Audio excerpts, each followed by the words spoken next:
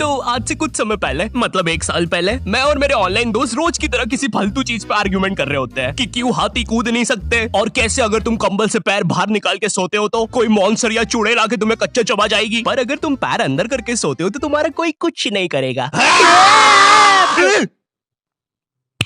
फिर पैर अंदर कर लिया। तू अगली बार मिल, बताता हूँ तुझे। चैन से सोएगा ना अब तू।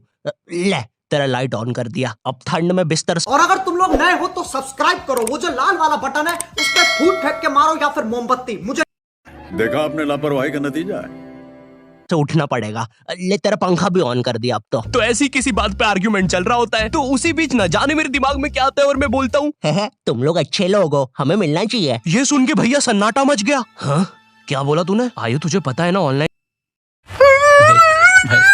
इन दोस्त कभी मिल नहीं सकते। इनफैक्ट ऑनलाइन दोस्त जैसी तो कोई चीज ही नहीं होती, हम सब तो रोबोट है। आयु, तू हमारा दोस्त हो ही नहीं सकता, हम जा रहे हैं। फिर उन लोगों ने एक दूसरे के गले में हाथ डाला और न जाने क्यों गुस्से में डोरेमोन का थीम सॉन्ग गाने लग गए, वो भी तमिल में। கன்சி வெட்டும் நேரத்திலே உலகம் தன்னை நான் மாற்றுவேன்।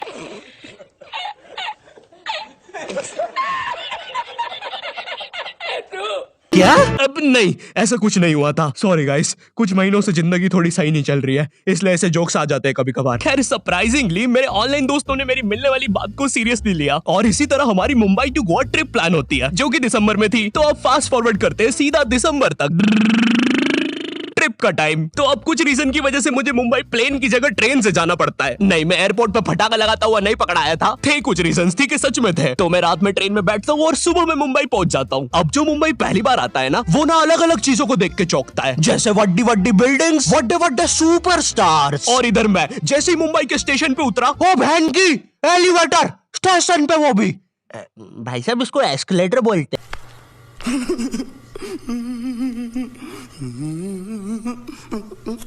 एलिवेटर मतलब आंखों पे भरोसा ही नहीं हो रहा है। मैंने मम्मी को फोटो खींच के भेजी, मम्मी एलिवेटर, वो भी स्टेशन पे। भाई साहब एस्केलेटर होता है। देखो, ये हमारे स्टेशन पे नहीं होते हैं, हमें पूरा ब्रिज पैरों से चढ़ना पड़ता है। और मेरे गांव के ब्रिज पता है बादलों में होते हैं। वो ब्रिज को इतनी ऊपर होने की जरूरत भी नहीं है, उसको किसी इंजीनियर ने भी नहीं बनाया है। ये गाँव के लोगों ने मस्ती मस्ती में उसको इतनी ऊपर तक बना के आ गए हैं। अब वो स्टेशन का ब्रिज ना आउटर स्पेस तक पहुंच चुका है। साला कुली लेके भी जाओगे ना तो थोड़ा ऊपर जाके तुम्हारी कुली को भी कुली करना पड़ जाएगा। भाई साहब कुली करना पड़ेगा।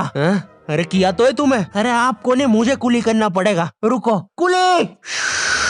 हाँ जी भैया, इन्हें ऊपर तक छोड़िया हो यार। अरे पागल हो क्या मियाँ, ऊपर तक जाना है तो स्पेस सूट किधर है तुम्हारा? और ऑक्सीजन सिलेंडर लेके आए कि नहीं? ऊपर ऑक्सीजन बहुत कम है, हम लोग क्या बहुत ऊपर खड़े हैं मियाँ। देखो यहाँ से वो माउंट एवरेस्ट भी दिखता है। देखो आज की रात तो हमें ये सीढ़ियों पे सो के गुजारनी पड़ेगी। ऊपर पता नहीं कहाँ के खूंखार जानवर घूमते हैं। और सबसे जरूरी बात, हम लोगों के बीच में मैं सोऊंगा। मुझे मुंबई से अपने स्टेशन जाने में 10 घंटे लगते हैं और फिर अपने ही शहर के स्टेशन से घर जाने में 6.25 महीने। अब तुम बोलोगे नॉट योर टाइप, तो बहुत ही विलेज पीपल है। अबे जल्दी बोल, कल सुबह पनवेल निकलना है।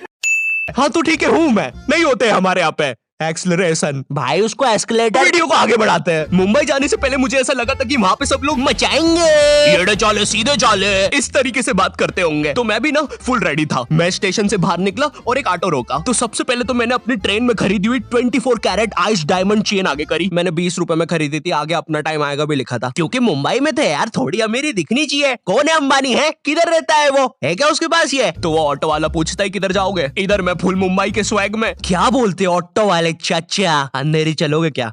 चलो ना, मचाते ना अंधेरी में चल के। अंधेरी में तुम उजाला लेके आओ। ऑटो में क्यों बैठे हो? लैम्बोर्गिनी लाओ। ये अंधेरी में तुम आओ।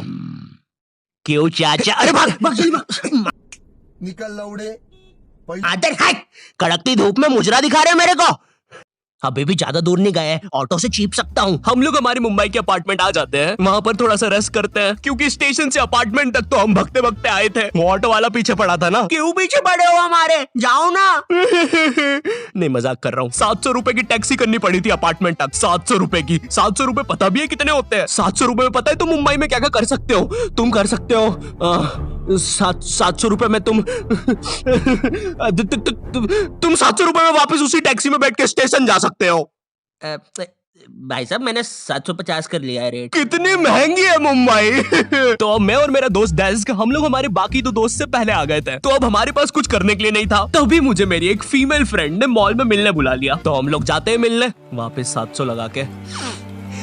ये मुंबई भी ना। तो मेरी दोस्त ने ना मुझे एक मूवी देखने बुलाया था, अवतार। मूवी में ज्यादा कुछ खास था नहीं, कुछ नीले लोग नंगे होके पानी में भाग रहे होते हैं रोबोट मशीन से बच के। ये मूवी मैंने 3D में देखी थी, ज्यादा कुछ चेंज नहीं हुआ, अब बस वो नंगे लोग मेरे साइड से निकल के भाग रहे थे। हम ये जंग जीत के रहेंगे। सर वो सब तो ठीक है, वो आदमी कौन है? अरे वो हमारी मूवी देख रहा है 3D में। उसे तो मजा ही आ जाएगा जब हम सब नंगे होकर उसके सामने से भागेंगे। मेरी बात सुनो सब लोग, हम लोग उसके बहुत पास से भागेंगे, लेकिन उसे टच नहीं करेंगे। जिमी मैंने तो अपने हाथ भी गीले कर लिए सुसु से। जैसे ही मैं नंगा होकर उसके पास से भागूंगा, अपने हाथ उस पर लपलपा दूंगा, चीटों से उसे लगेगा मूवी और रियल है। मेरी जिस फ्रेंड ने मुझे मॉल में बुलाया था, उस दिन उसका बर्थडे था और मैं इधर बेशरम बेहया खाली हाथ गया था, बिल्कुल उस लेंडू बच्चे की तरह जो बर्थडे पार्टी में खाली हाथ आ जाता है। फ्री का नमकीन और केक दे दो बस उसे। तो ये बच्चा इधर मैं था। चीजें अभी इधर खत्म नहीं हुई हैं। उस बंदी ने फिर मुझे गिफ्ट दे दिया। चीजें अब सीरियस हो गई है। दुनिया का सबसे बड़ा क्राइम इधर, ठीक है, इधर है। और फिर आता है किसी के बर्थडे पे उनसे ही गिफ्ट ले लेना इधर। पहले तो मुझे समझ में नहीं आया कि ये बंदी मुझे टॉन्ट मार रही है कि सच में गिफ्ट दे रही है। मुझे उस समय इतनी ज्यादा शर्म की अनुभूति और आभार गजब बेइज्जती है। हो रहा था, मेरा मन कर रहा था उठ के भाग जाऊं वहां से।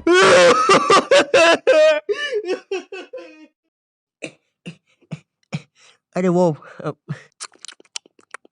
बाहर बहुत गर्मी है ना, इसलिए मैंने सोचा स्प्राइट पी लूं आके। और पेरी पेरी फ्राइज भी मेरे फेवरेट है। देखो अगर उस टाइम में चाहता तो अपने पीछे वाले जेब से बटवा निकाल। मैं वीडियो पसंद आई तो लाइक मारो यार। मुझे नहीं पता, मुझे 2 मिलियन लाइक्स चाहिए, कैसे ना कैसे करके मुझे चाहिए।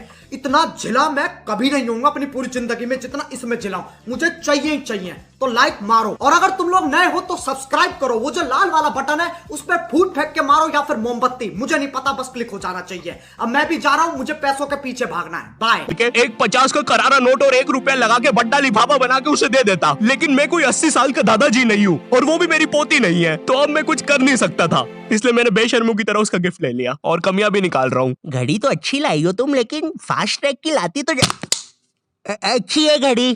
इस ट्रिप पर ना हमारे बहुत ज्यादा पैसे खर्च हो गए थे, इतने कि मैं अपने बेसमेंट वाले बच्चों को खाना तक नहीं खिला पा रहा हूँ। चुप रहो, मैंने कहा ना नहीं मिलेगा खाना। आप पैसे के लिए India number 1 opinion trading app Probo पे क्यों नहीं जाते? हाँ, आप बस यहाँ पे यस और नो का आंसर देके लाखों में पैसे कमा सकते हो। प्रोबो एक ट्रस्टेड ऐप है जिस पर 1 करोड़ से भी ज्यादा यूजर्स है। यहाँ पर क्रिकेट, फाइनेंस, एंटरटेनमेंट और कई सारी कैटेगरीज में क्वेश्चंस है। जैसे अभी T20 सीरीज में इंडिया वर्सेस आयरलैंड में कौन जीतेगा? इंडिया ही जीतेगी। तो मैंने यहाँ यस दबा के क्वांटिटी स्लाइडर को बढ़ा दिया। अब अगर मेरा ओपिनियन सही होता है तो मुझे रियल कैश मिलेगा। अरे लेकिन विराट कोहली भाई, मैंने आपको कब पकड़ा? यहाँ तुम गूगल पे, पेटीएम, यूपीआई की मदद से आराम से 24/7 विड्रॉ कर सकते हो। ओ बाय द वे, मैं पुलिस हूँ, तुम्हारे बेसमेंट की जानकारी मिली थी और प्रोबो का लिंक डिस्क्रिप्शन में है। डाउनलोड करने पर हम सभी को 25 रुपए का वेलकम बोनस भी मिलेगा, तो अभी जाके डाउनलोड करो। रात तक मेरे बाकी दोस्त भी आ गए थे, तो फिर हमने मुंबई की फेमस जगह, अरे वहीं जहाँ सब लोग जाते हैं घूमने के लिए, वहाँ घूमना स्टार्ट कर दिया। लेकिन जब तुम तुम्हारे दोस्तों के साथ रहते हो, तुम्हारे दिमाग में मस्ती रहती है। तो एक मॉल में हमें एक सांड वाला झूला दिखता है। अब उसे देख के एक 21 साल का मैच्योर आदमी क्या करता? पापा बहुत बीमार है,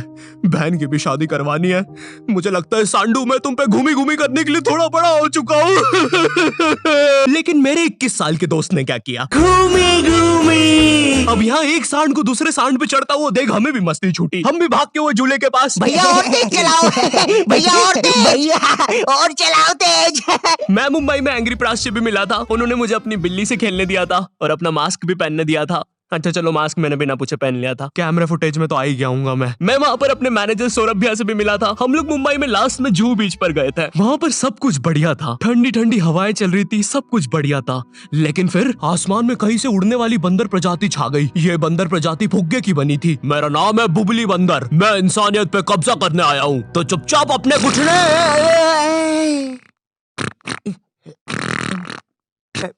है दोस्त, क्या तुम प्लीज मेरी बूंद में हवा भर सकते हो?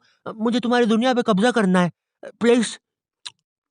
मुझे कोई दिक्कत नहीं है। कमलेश, कमलेश। हाँ मैंने सुन लिया था पहली बार में ही। कमलेश, मैं जानती हूँ हम दोनों ज्यादा क्लोज नहीं है, लेकिन इसका मतलब ये नहीं तुम एक बंदर के साथ संबंध बना लोगे। मैं जा रही हूँ। कमलेश, जाने दो उसे, मैं तुम्हें उससे भी ज्यादा चीजें दे सकता हूँ।